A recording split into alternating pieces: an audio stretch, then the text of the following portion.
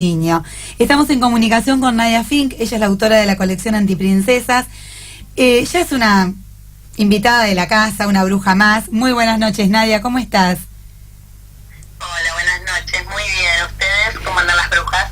Bien, acá, contentas, ya preparando a ver qué juguetes no tradicionales vamos a encargar para romper con los estereotipos. Me imagino, bueno, estamos todas en la misma y buscando alternativas y que no sean tan caras tampoco. Así es.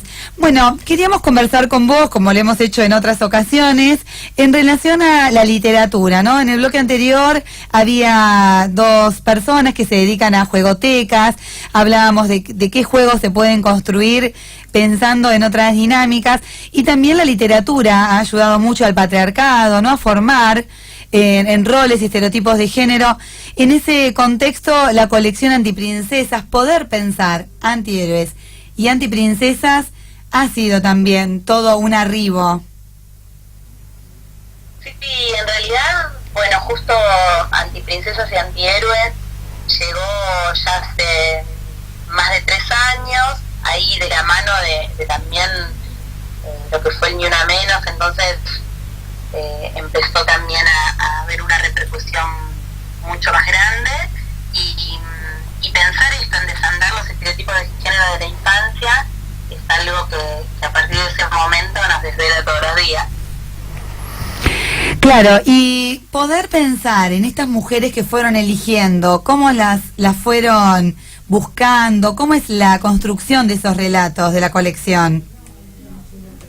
En realidad la idea es que sean latinoamericanas, porque bueno, un poco para oponer a los cuentos de hadas que nos han contado siempre, que vienen de Europa, que las niñas y los niños de Latinoamérica justamente puedan vivir cercanas a las historias de estas mujeres que son de nuestro continente. Son mujeres que también rompieron con los mandatos de la época, entonces es interesante porque perduran hasta el día de hoy. Y con respecto a los antihéroes, también pensar en las nuevas masculinidades, en cómo los estereotipos afectan también a los niños, que desde pequeños se les pide que sean fuertes, que jueguen rudo, que no lloren, que no bailen o que no ilustren con ciertos colores. Entonces, bueno, ahí un poco esos son los motores de la colección. Bueno, y hasta ahora, ¿qué personajes han lanzado? Muchísimos, ¿no? Yo tengo varios, acá tenemos Las Brujas, nos encanta. Hay uno nuevo que me gustó mucho, que la vi por ahí, una artista sudaca. Sí, el último que lanzamos es el de Susie Shock, justamente artista traba, sudaca, una artista múltiple aparte, actriz, cantante, coplera, poeta, y bueno, fue hermoso trabajar con ella también porque es nuestra antiprincesa viva, más cercana. Entonces, bueno, ya no solo contamos de la historia pasada, sino también la más reciente y la que se está viviendo hoy. Bueno, y en relación a la llegada que tiene en las niñas y en los niños estos relatos, ¿qué impacto tienen?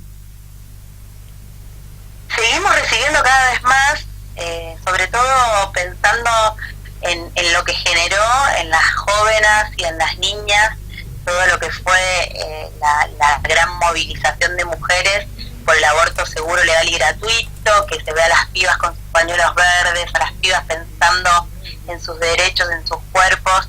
Entonces es muy impresionante porque cada vez tenemos también como más recepción de lo que va pasando en la calle, en las escuelas, en las familias. Por suerte sigue generando mucho movimiento y tenemos unas devoluciones muy hermosas. Cuando vos comenzaste con esta colección, ¿imaginabas que iba a llegar a tener la dimensión que tiene ahora la colección? No, para nada, para nada. Al contrario, empezamos con un proyecto chiquito de 3 personas, donde teníamos muchas ganas de contar estas biografías de mujeres y de hombres y de personas de nuestra Latinoamérica. y pensamos que iba a quedar ahí en algo bastante chiquito, pero bueno, fue creciendo de una manera que no sospechábamos, pero que nos gratifica un montón. La relación también, ¿no?, de las personas que están en esa colección tiene mucho que ver con la historia. También es un relato no hegemónico, no patriarcal. ¿Querés contarnos cómo la fueron eligiendo?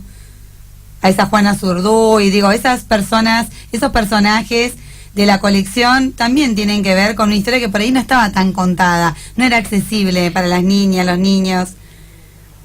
Sí, en realidad cuando investigas en la historia te das cuenta que todo está contado desde la historia de los hombres y de los hombres también de ciertas clases. Hoy también, por ejemplo, estamos abordando mucho lo que es el fútbol, más que femenino, feminista a esta altura, y también es muy sorprendente cómo el deporte siempre estuvo pensado para hombres blancos, ricos. Es muy llamativo porque son quienes fueron teniendo las posibilidades de desarrollarse. Entonces, cambiar estas miradas, cuando vos comentabas esto de antipatriarcal, digamos, ya pensar la historia en clave de la historia vivida por las mujeres y contada desde el punto de vista de las mujeres, ya es un cambio bastante grande en lo que nos vienen planteando. Más allá de que además muchas de las historias que contamos no son las de las grandes triunfadoras y los grandes triunfadores, sino aquellos seres menos visibles de la historia también. Claro, por ejemplo la madre de la patria, ¿no? Porque se nos ha educado en el padre de la patria, pero teníamos una madre de la patria. Teníamos una madre de la patria, María Remedios del Valle, que está incluida también en la Liga de Antiprincesas. Ya tenemos la Liga 1 y la Liga 2. Igual también estamos pensando un libro específico sobre su vida, porque también es muy interesante hablar de su descendencia afroamericana, que parece que también es algo olvidado en la historia argentina. Acá no hubo negros ni negras, y no es así. Tenemos un pasado muy fuerte de afrodescendientes que siguen presentes y que siguen moviéndose por todos lados. Entonces hay como varias aristas, y en el caso de la madre de la patria, la historia que se cuenta también está vista desde lugares de caridad. Bueno, ella estuvo en los campos de batalla, perdió a su marido, a sus hijos, y siguió hasta el final luchando por la liberación de nuestra América. Nadia, cuando piensan esto, ¿no?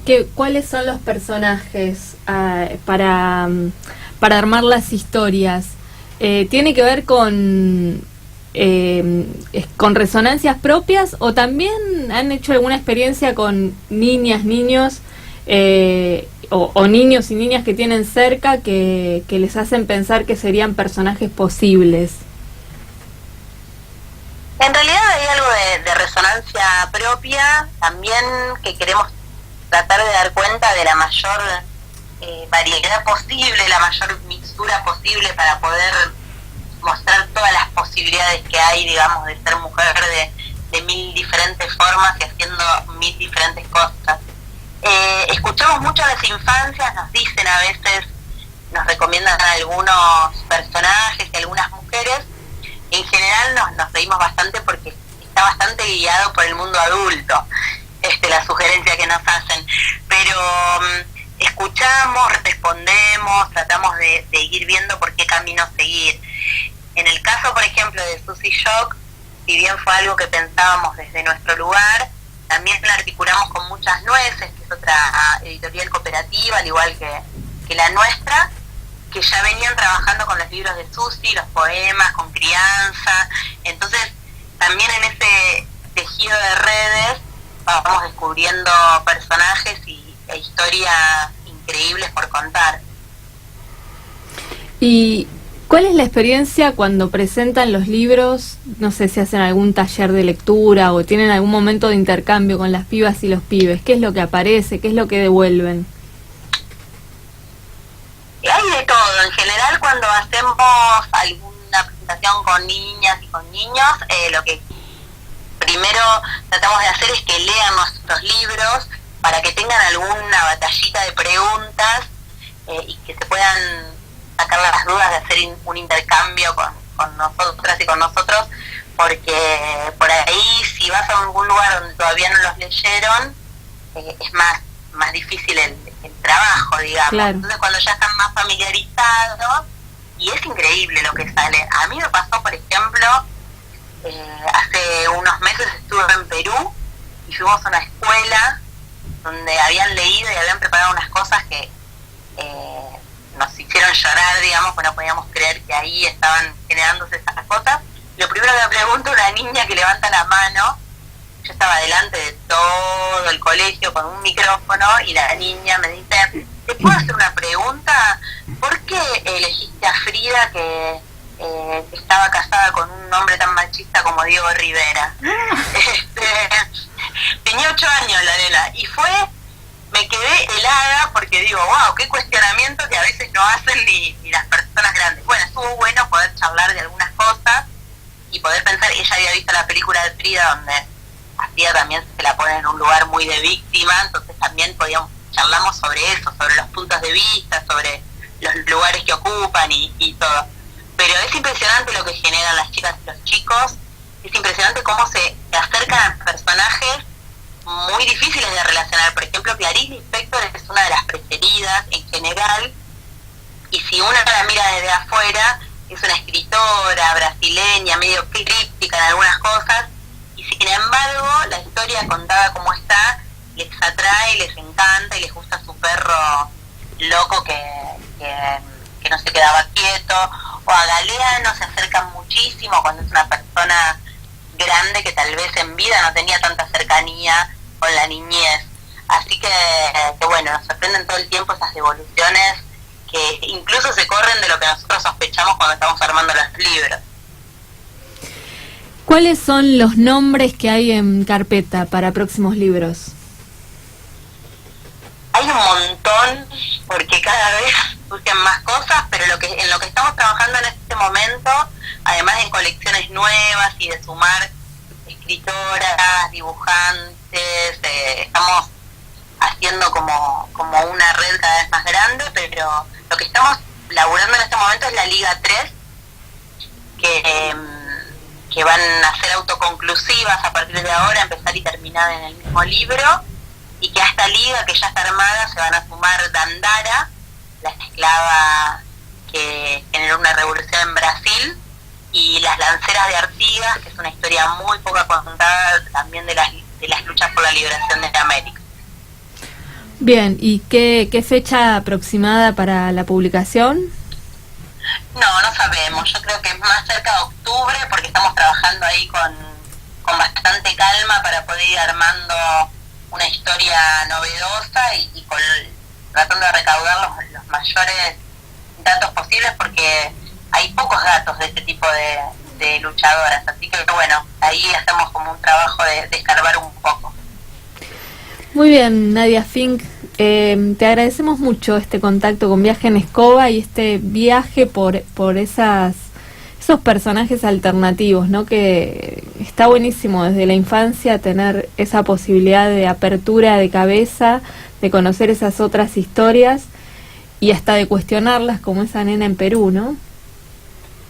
Exactamente, yo creo que si podemos ir pensando que se nos cuestiona, porque también van desarrollando un pensamiento crítico, es hermoso, y nosotros y nosotras como grandes seguimos ejercitando esta dialéctica re linda de poder intercambiar opiniones. Así que bueno, ojalá sigamos por esos caminos. Feliz Día de la Niña. Feliz día para ustedes también, y gracias como siempre. Un abrazo, Nadia Fink. Un abrazo grande. Bueno, ahí pasaba la escritora argentina con esta colección hermosa que hemos conocido, que además tiene una particularidad, que es que tiene como forma de historieta, entonces